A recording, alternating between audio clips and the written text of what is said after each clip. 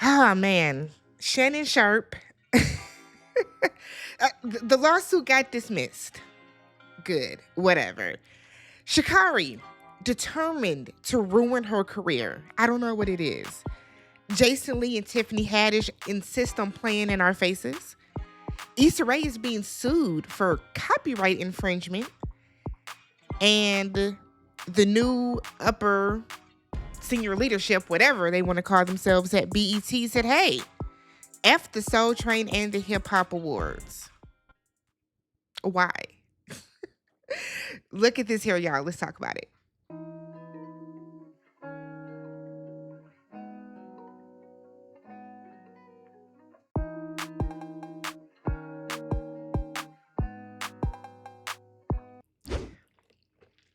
What's good, y'all? Welcome and welcome back to the channel. I'm Tammy. This is Tammy Talks. We are back for another edition of Look at This Here. It's been a while. I said I was going to be more consistent with Look at This Here. I have failed you all.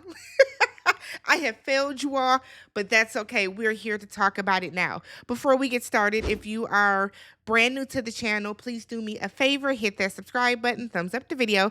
Let me know that you stopped by. Let me know your thoughts on these 5 topics. We've switched up Look at This Here a little bit. Okay, so I know initially I was like 3 topics, but then I would like wait to try to get 3 topics, but then by then it was like 6 topics. So I'm gonna try to do better with this. The goal is to get these out on Friday and then maybe get a smaller something out on like Tuesdays. So if I can get these out 2 days a week, I will. But y'all know we're getting back into the thick of Love is Blind season. UK starts next week.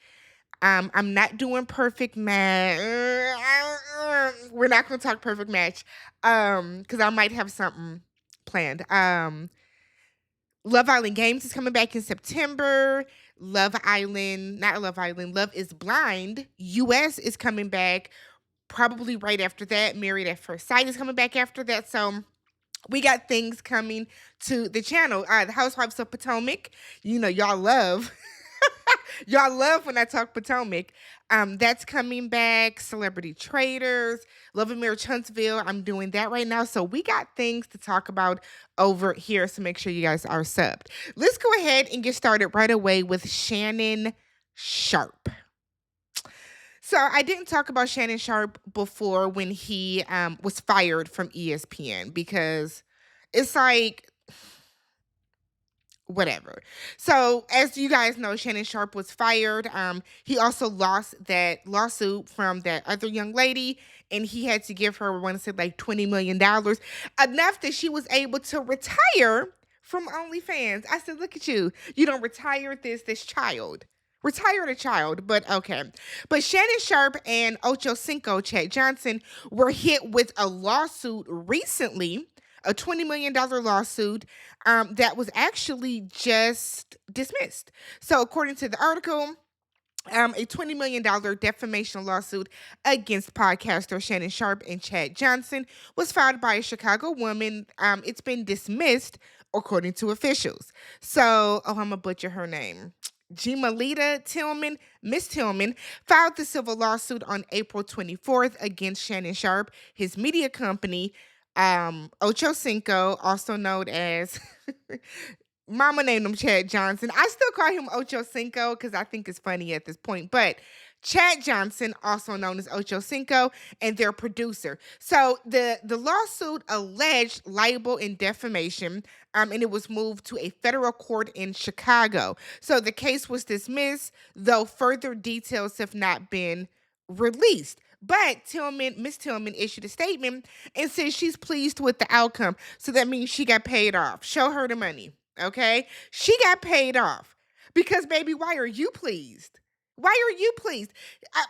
Let's keep going before I get into like my thoughts about this. So Tillman continued that we were able to put the matter behind us without a long, drawn out court matter. And we look forward to future discussions about the positive contributions Mr. Sharp and I both make to the community.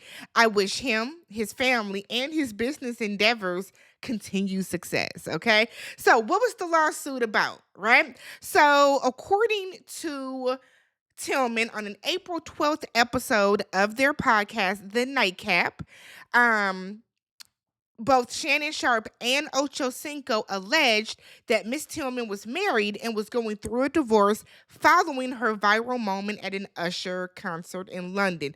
Now, y'all know Usher been feeding half of cherries, okay? Getting people to do something a little strange for a cherry. So while this woman was, I'm assuming on the jumbo screen, probably doing the most like everybody does when they get the cherries. For whatever reason, Shannon and Chad decided to go onto their podcast and say that this woman was married and was now going through a divorce because of the cherries. Why? Why are we saying things like this? Why? What is the point? What is the point? Okay. So the implication, according to the complaint, was that Tillman contributed to the breakup. So they're blaming her because you went out there and tied the cherry stem in a knot for Usher. For Usher, they're alleging that she is the reason that her relationship um dissolved because of that. So Miss Tillman said, look, I was never married, nor was I even in a relationship at that time. So she attempted to contact the podcast host and their company because she wanted a retraction. Okay. And they did nothing. They ignored her. So she also added that the incident negatively affected her personal and professional life. Miss Tillman, Miss Tillman, Miss Tillman, I'm gonna let you cook, but hold that thought. Hold it right here, okay? So she then goes on to say that this incident, okay? Now I don't know if she's talking about the incident with the cherry or the incident with the podcast, but according to this, the incident impacted her personal and professional life, including her role as the director of the Harold Washington Cultural Center and her work in homeschooling advocacy. Miss Tillman, baby, if your personal and professional life were impacted, it's because you did whatever you did with that cherry. Like, here's the thing. Do I think that them saying that she ruined her marriage might have had an impact on her personal life? Sure. But let's be very clear. The people that know you know that you weren't married because you're saying that you're not married. By all means, baby, go get the bag.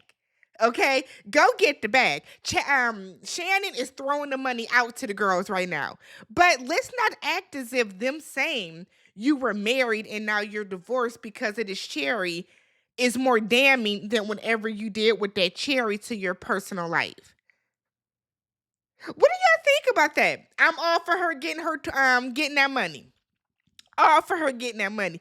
Now we don't know the details just yet. Maybe they won't even be released.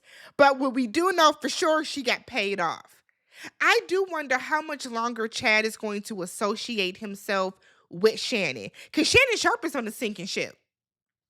Sinking ship. You've been fired from ESPN. You're not popping the way that you used to pop. You're not getting the high profile interviews that you once were getting since Cat Williams came on there and ran down on everybody. So, like, oh, Shannon, like a disappointment. If you're a disappointment was a word, my guy today. All right. So speaking of disappointments, let's pan over to Shacarri. Oh my gosh, Shacarri Richardson. We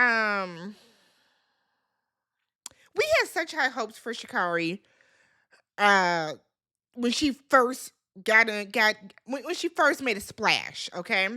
And remember she missed out on going to her first Olympics because she tested positive for the marijuana of it all in her system, okay? She tested positive, and so they said, "Oh girl, you can't go." Come to find out that it was something weird. It wasn't like she was just sitting around blowing, or maybe she was. Nonetheless, she tested positive, was not able to go. Now, this past Olympics, which was, when were the Olympics? 2024, I believe. These past Olympics, she was able to compete. I believe she came in second place. She wasn't able to like warm up properly and all that type of stuff, but she still came in second place. Shout out to her. Okay. And if I'm not mistaken, she got a gold medal for the relay too. Could be wrong. So she's on the up and up, right? She was doing well.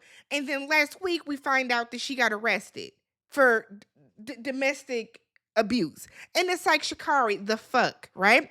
So Shacarri and her boyfriend, Christian Coleman, who is also a track star, got into a physical altercation where in the damn airport. Of all the places for y'all asses to fight, y'all are gonna fight in the airport by TSA. Y'all were asking to go to jail. So, surveillance video has just been released. Of course, the good folks over at TMZ got it. I just watched it and I'm like, girl, the way you pushed that nigga was so unnecessary. So, excuse me, the video, which was obtained and published by TMZ from inside the Seattle Tacoma International Airport, showed the volatile moments on July 27th when Richardson shoved Coleman several times. So the video shows that Shacarri was angry with Coleman, grabbing at his bag before getting up in his face on some rat-tat-tat-tat, okay? Y'all know how people get. So Coleman, her boyfriend, attempted to walk away, but Shacarri continued to try and engage with him before she shoved him into a wall. And she shoved the shit out of him. Shoved the shit out of him. Keep your hands to yourself. Let this be a lesson to everybody and their mama. Keep your hands to your damn selves. Oh my God. So then Christian attempted to walk away for a second time. And what did Shacarri do? She once again shoved the shit out of him, this time behind the pillar. We couldn't even see his ass. That's how hard she pushed him, okay? So she was arrested, taken into custody. She was released, probably by her own recognizance. And now she just got to deal with this shit here. So Coleman took and issued a statement to, I forgot, he was being interviewed. And he said, look, she's a human being and a great person. She has a lot of things going on and a lot of emotion and forces going on inside of her that not only I can understand, but no one can. She's one of one, and I'm one of one too. Nigga, the fuck are you talking about? This isn't helping her. This isn't helping her. Shacarri, get your shit together, sis. That's all I'm going to say. That's all I'm going to say. Get your shit together, Shacarri, because, girl, the fuck. Like, what is happening here? Don't ruin your career before it really gets going. Oh, my God. So, Tiffany Haddish and Jason Lee decided to play in y'all's faces because they're not playing in mine because the way I don't care about this shit here. But they popped up on Instagram. And I'll put the post up for y'all. But let me read. Let me see if it's still up. Because I said I wasn't going to do no research on this shit here because this is stupid. But Tiffany Haddish and Jason Lee posted a picture of the two of them with a young child, okay, and a stroller, and they look like a dysfunctional ass family. And Jason captioned it, "Cats out the bag." Now look, Jason Lee has been weird to me for a very long time. Didn't like his ass on Love and Hip Hop Hollywood. I don't know but I don't like it, what type of weird situation he has going on with Rihanna, that he's always around her.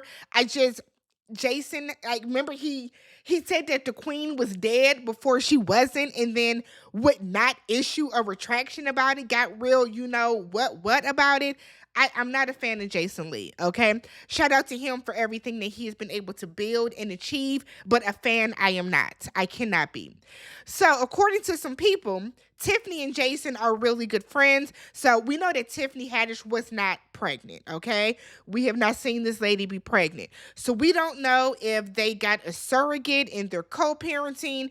We don't know if they adopted. We don't know if he adopted and she's a mother. Like, we don't know the dynamics. They haven't given any details. And so, I choose not to have a fuck to give. Next story, please. This bothers me.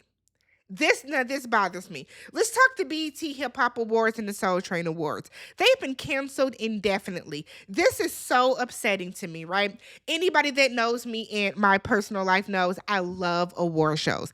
I watch all of them. Okay? I love award shows. One, music award shows are free concerts. That's how I look at it. They are free concerts, okay? So the alarm went off and word spread that the BET Hip Hop Awards and the Soul Train Awards were canceled indefinitely. I said, child, please, indefinitely.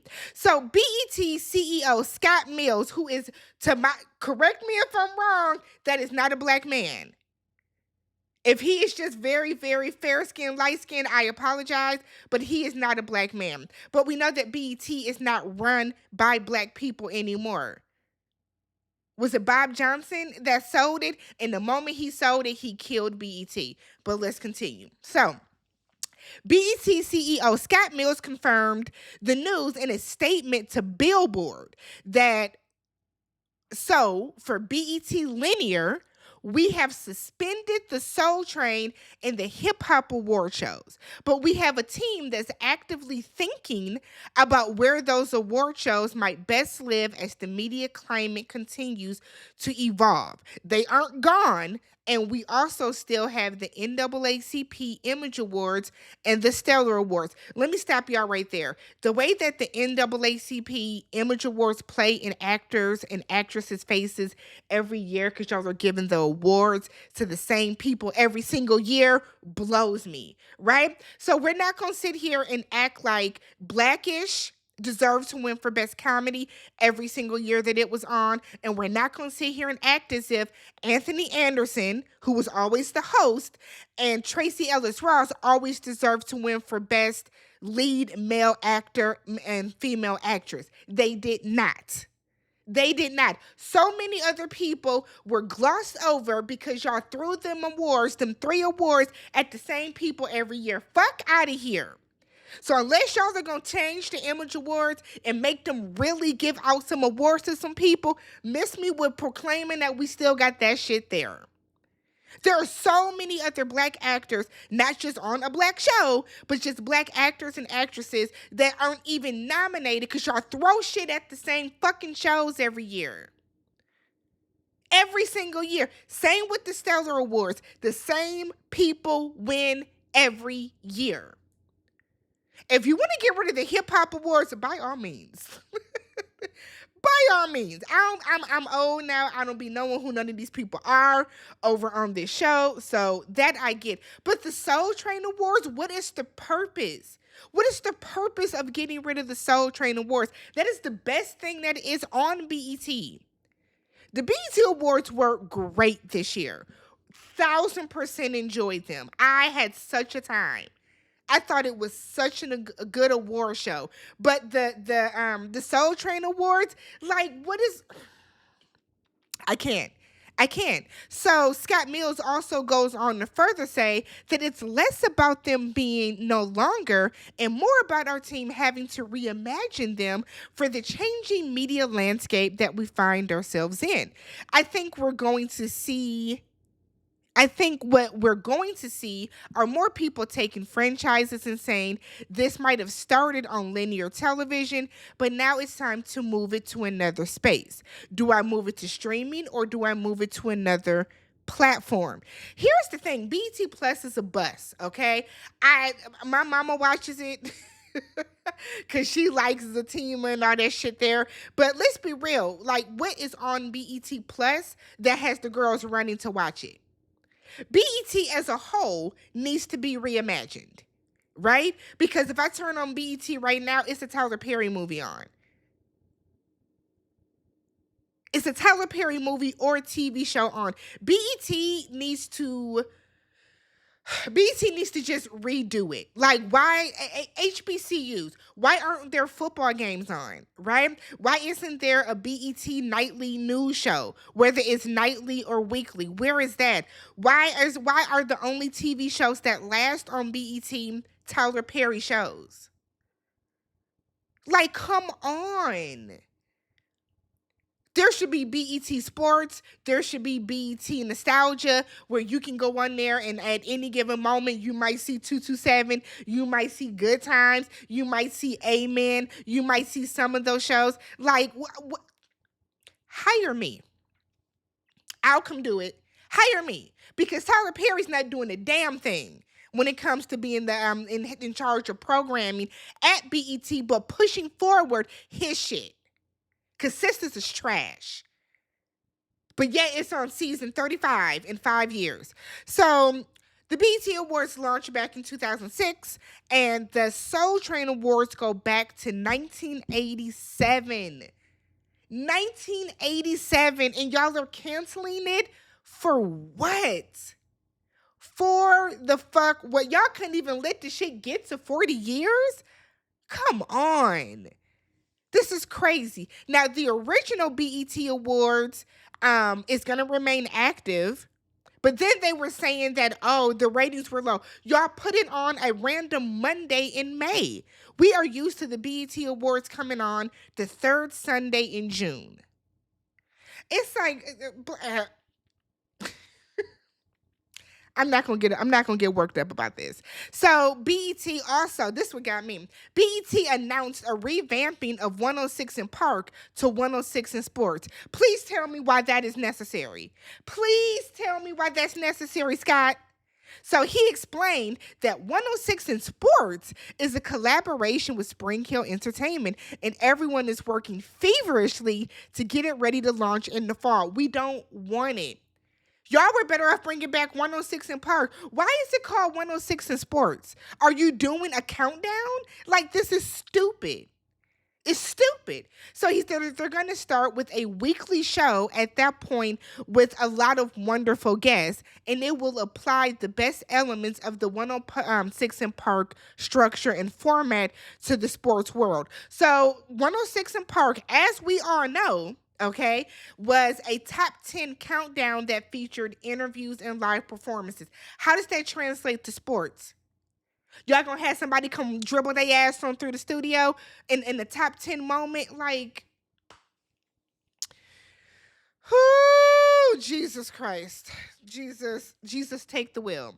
So, Scott Mills emphasized that while music remains central to BET, the network is recognizing how sports have become an integral part of the culture. So, get somebody black to run black shit. That's all I'm gonna say.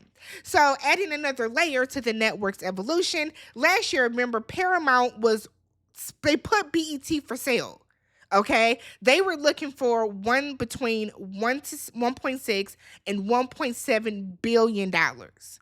Okay, there were a number of people who wanted to buy it, and deals kept falling through, including Tyler Perry. Quiet as it's kept, I'm okay with Tyler not getting it. But Diddy wanted it, but Byron Allen wants it, who owns the Griot. Give it to Byron Allen. Better yet, give the Soul Train Awards to Byron Allen too. I'm so disappointed. Let me know how y'all felt about this. I am so unbelievably disappointed in this. That was horrific news to me. Oh my God. But one thing I will say though, when it comes to the BET Awards, we don't have star power that comes anymore. Beyonce don't bring her ass unless she's getting celebrated for something. Nicki Minaj doesn't come. Lil Wayne doesn't come.